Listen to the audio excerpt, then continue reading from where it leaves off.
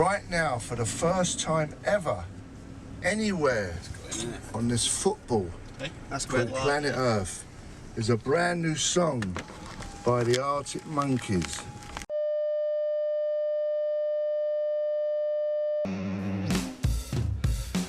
I'm a puppet on a string, Tracy Island, time traveling diamond, could have shaped heartaches, come to find you for in some velvet morning years too late. The Arctic Monkeys are an English rock band formed in 2002 comprised of Matt Helders on drums, Jamie Cook on lead rhythm guitar, Nick O'Malley on bass, and the incomparable lead vocalist and guitarist Alex Turner.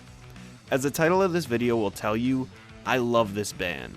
Their debut album is the fastest selling debut by a band in British chart history, which Rolling Stone ranked as the 30th best debut album ever. They've won 7 Brit Awards, including Best British Group. They've been nominated for several Grammys, and they've headlined Glastonbury twice. This group has dabbled in a variety of rock-related sounds across their career. Most commonly categorized under indie rock, garage rock, and the post-punk revival, they've received critical acclaim while also garnering a massive fan base during their journey to success. I'm going to run through some of the biggest turning points in the history of this band, give you some of my favorite tracks, and really show you why I love the Arctic Monkeys. After forming in 2003, playing gigs across Sheffield, and recording some demo tracks now known as Beneath the Boardwalk, the group started to gain some traction in the English underground rock scene. Soon they recorded their debut single, 5 Minutes with Arctic Monkeys, on their own Bang Bang label. This 2-song debut was limited to a release of 500 CDs, 1,000 7-inch records, and was also available on the iTunes Music Store. Soon after, the group was asked to play at the Carling stage of the Reading and Leeds festivals, which is typically reserved for virtually unknown bands. This performance was hyped up by the local music press and drew an unusually large crowd for a band playing on that particular stage. Soon after, in June 2005, they were signed by Domino Records. The Monkeys were attracted by the do-it-yourself ethos of Domino's owner, Lawrence Bell, who ran the label from his personal flat and only signed bands that he personally liked. Their first single with Domino, I Bet You Look Good on the Dance Floor, was released in October 2005 and went straight to number 1 on the UK singles chart. Up until this point, the only real marketing from the Arctic Monkeys was auditioning and playing for small gigs, releasing their demo tape, handing it out for free at their shows, playing the Reading and Leeds festivals, and a music video made by an amateur photographer friend of the band. Everything else was word of mouth. With only 2 years since the creation of the band, the Arctic Monkeys had a massive hit on their hands.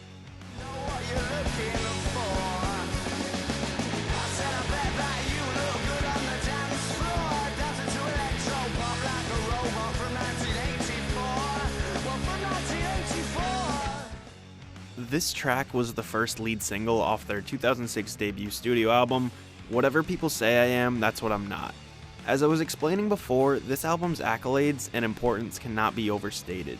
The fastest selling debut album in British music history, with over 360,000 copies sold in its first week, eventually going quintuple platinum in the UK, it was ranked the 371st greatest album of all time by Rolling Stone, and it was also ranked the 30th greatest debut album of all time.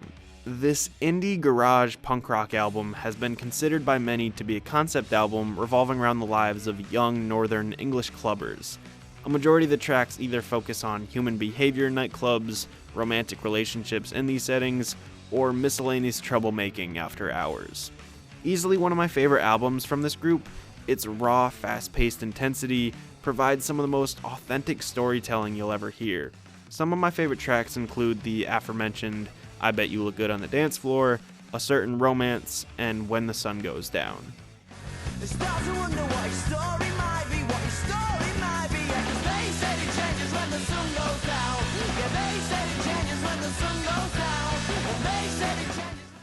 Skipping ahead to a year later in 2007, we saw the release of the Arctic Monkeys' second studio album, Favorite Worst Nightmare. This album saw an even faster, meaner side of the Monkeys. Louder than ever, this was a more ambitious effort, far heavier than their first venture, with fierce production to match. Different members of the group drew inspiration from dramatically different places. Some of frontman Alex Turner's crooning sounds a bit like Morrissey, there's an organ sample from Ennio Morricone's The Good, the Bad, and the Ugly, and the drums and bass have drawn comparisons to 80s funk band ESG. Similar to their first venture, this album saw both critical and commercial success. Some of my favorite tracks include D is for Dangerous, Fluorescent Adolescent, and probably my favorite Arctic Monkey song of all time, 505.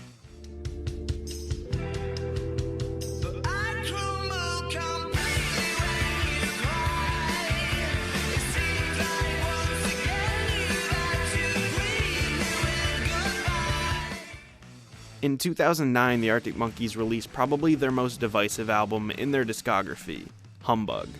Co-produced by Josh Homme of Queens of Stone Age fame, the band traveled to the Mojave Desert to record their most ambitious album yet.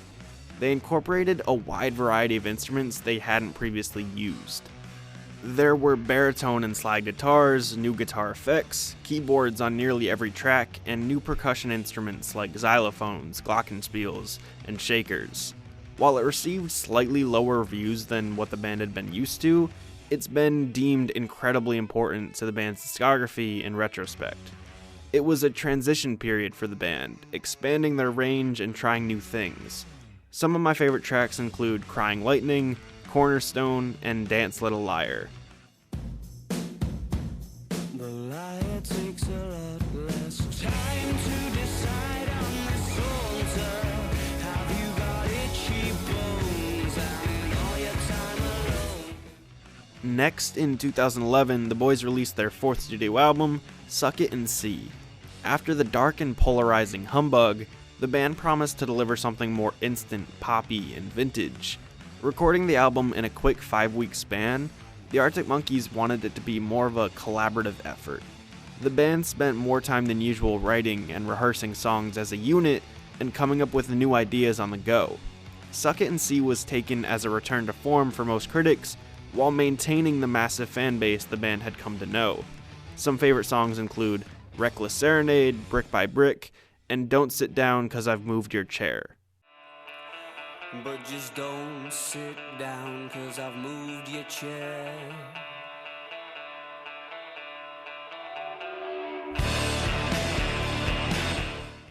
Finally, in 2013, the band released their fifth studio album, AM. Combining many of the sounds they've used before, genre inspirations include the likes of psychedelic rock, blues, hard rock, heavy metal, desert rock, R&B, soul, and even hip-hop. Alex Turner describes the album as sounding like a Dr. Dre beat, but we've given it an Ike Turner bowl cut and sent it galloping across the desert on a Stratocaster. Receiving perfect scores from a number of publications, AM has often been called the band's masterpiece. It fits the same artistic mold as something like Kanye West's My Beautiful Dark Twisted Fantasy. It's almost a greatest hits album full of new material. It takes bits and pieces of everything the band had done prior and turns them into something new. Some of my favorite tracks include Do I Wanna Know, Snap Out of It, and the iconic Are You Mine.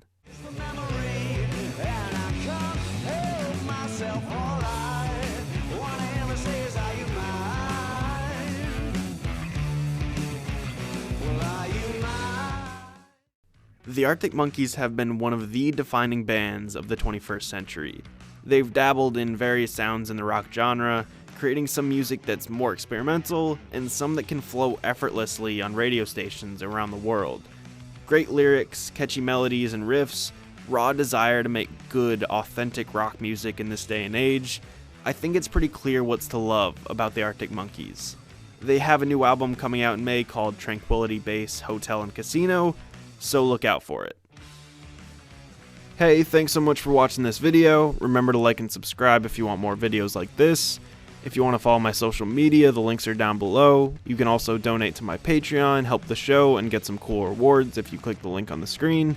And I sell merch at tpublic.com/user/alfomedia.